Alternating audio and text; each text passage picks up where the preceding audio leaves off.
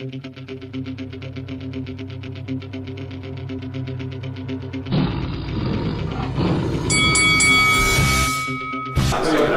Michael Buffer here, and you are watching Lights Out.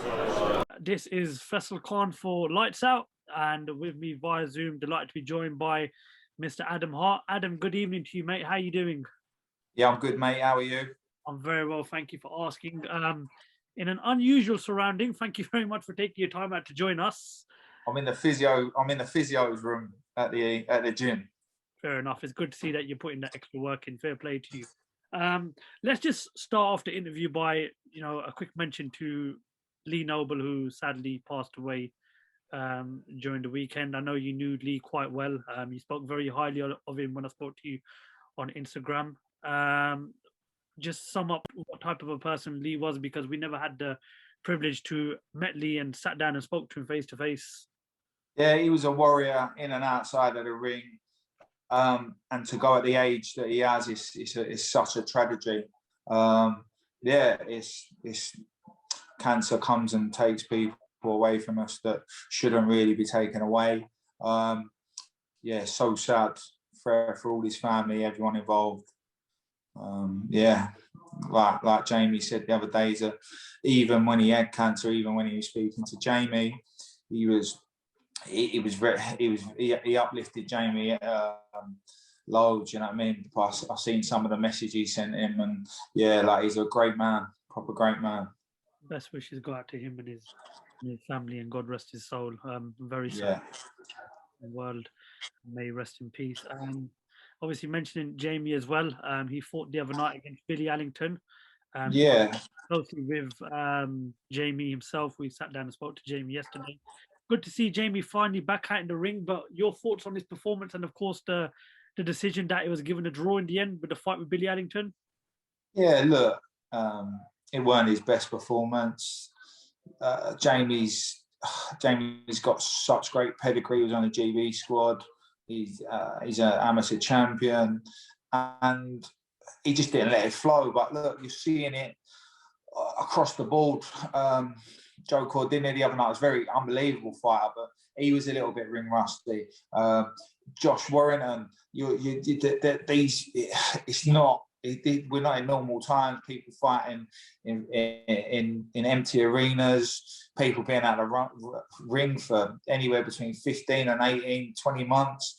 There is going to be ring rust. There is going to be people not used to the environment, and it will have a major effect on their performance. So, these things happen. He's got it out of the way now.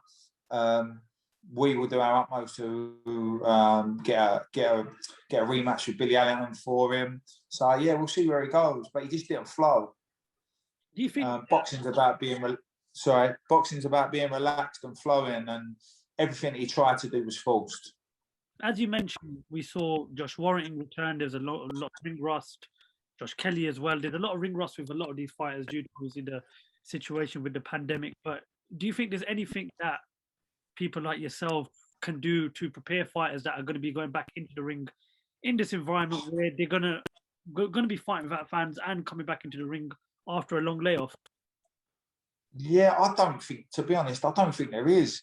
And because of the situation, they can't have warm-up fights. So they're going straight into 50-50s where there is no warm-up. So obviously that has an effect. Like normally you'd get someone, I don't know, in world champions cases, they'd have, I don't know, not an easier fight, but a fight that eases them back into it, so they can get the ring rushed off. Where we're in a situation where we're in a situation where that's not feasible, and they're going straight into 50-50s, like you say, with no warm up. But we're in the current climate we're in. The boys need to get paid, so they're taking these fights. Well, it's just how it is, and hopefully we'll get past the situation of where they can fight regularly, they can get back to fighting under crowds, and it is tough times for the whole of the boxing world, especially these UK fighters. But fingers crossed that rematch with Billy Allington can get made, because I know Jamie wants it, and I know you want it. Have you spoken to Lee Eaton and MTK about a potential rematch and when we could? Yeah, I've spoken to him. Look, let's just let the dust settle. We'll start making inroads into it next week. Speak with Lee. I'll speak with the team at MTK, and yeah, look, it's something that it's now got a little bit of spice to it. Look, there was a draw. There's a little bit of not needle, but there's obviously there's a background to it now, so it makes it more interesting the second time round. It wasn't a bad fight. So yeah, we can do it again. Let's see what we can do. Adam, what was your thoughts on Lawrence Okolie on Saturday night becoming world champion? Yeah, listen, Lawrence is he's a huge cruiserweight. Yeah, very accomplished. He looked very good. That's the best I've seen him, if I'm honest. Yeah, he's some talent for 16 fights to be world champion. Hats off to him. Like I say, hopefully he can unify the cruiserweight division, and then he can move up into heavyweight. There's a lot of options out there for him, as you said. There's potential unification fights with the likes of Marius Bradis, or there's the option to go up to heavyweight. As a trainer, what would you like to see him do next? Really, he's to fight Bradis, unify the belts, and then obviously move up to heavyweight. If he does that, there's obviously more money in it for him because, listen, he can jump up to heavyweight now, but I would imagine the next fight's got to be Bradis or something along them lines. And yeah, then obviously he's moving into the heavyweight division.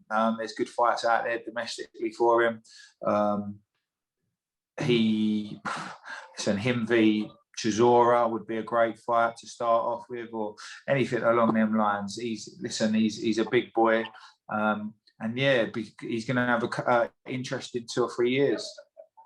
When you look at that division, the current cruiserweight division, especially British domestic-wise, people will say there's decent fights like a Riakporhe fight or maybe even a Billam Smith fight. Do you not think that these fights would be still something that the crowd would like to see and maybe good for Lawrence as he goes forward in his career?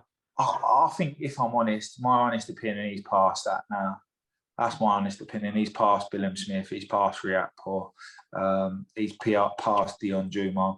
If I'm on, look, he's world champion now. So to go backwards would be, from a management point of view or a training point of view, is pointless. He's got to be looking forward at Bradis. And then moving on into the heavyweight division, and obviously there's a lot more money at heavyweight than there is at cruiserweight. So it's a business at the end of the day, and Lawrence Okolie needs to get paid. Going back and fighting Riakporhe or Billam Smith isn't where the money is. Let's move on now. Obviously, Saturday night there's a big rematch down in Gibraltar. Alexander versus Dillian Whyte 2. Just give us your predictions on that fight, and from a trainer's point of view, what slight adjustments do you think Dillian Whyte needs to make for that second fight? Well, I know Dillian personally quite well, so Dillian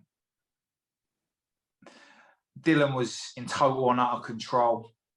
If I'm honest, he was in too much of control. If really the old Dillian of 2-3 years ago would have got him out of there, he just left him in there a little bit too long. And Povetkin, listen, one punch changes a fight, and that's what happened. Other than that, Dillian Whyte was controlling the fight from start to finish until he threw that uppercut. Dillian was in total and utter control. And like I said, I think he was too in control, if that makes any sense.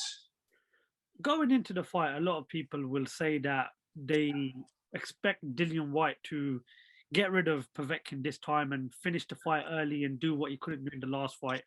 But given the fact that Dillian Whyte's coming off the back of a defeat, do you think that there's more pressure on him going into this fight than there was the last time? Because it is a situation where if he loses, it's a long way back towards a world title shot.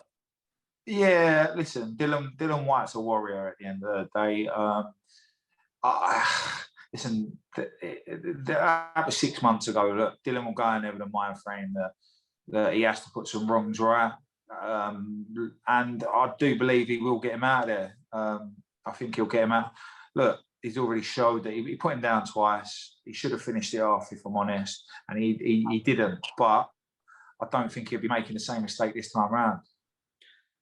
And just obviously want to get your thoughts on the whole Tyson Fury and Joshua situation. Last week, it was revealed that they've both signed contracts for a 2-fight deal. We're still waiting for a venue and a date to be confirmed.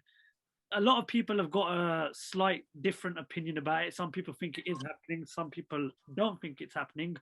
Where do you see this going right now? Where do you stand on this whole Fury? It's the only fight out there for the two of them. It's the only one that makes sense money wise. It's got to happen. It's not. If it's going to happen, it's when it's going to happen. What do you predict for that fight when it does happen? Yeah, look. For me, you just can't go past Fury's boxing. Do you believe Tyson Fury would stop Anthony Joshua, or he beats him on point? I don't know. All I know is that a 6'9" mover boxer, he's going to give AJ all sorts of problems. Does he stop him? I don't know. I could have. Being a betting man, I would probably say points. Well, it's something we're all looking forward to seeing. That's for sure when it does get made. Adam, is there anything else you would like to add? No, nothing at all. Thanks for having me. Yeah, it's been good. Thank you. Thank you very much for jumping on, and I'll let you get back to your gym session. And cheers, mate. Thank you. Adam Hart, thank you very much for the lights out, mate. Cheers, mate. Thank you.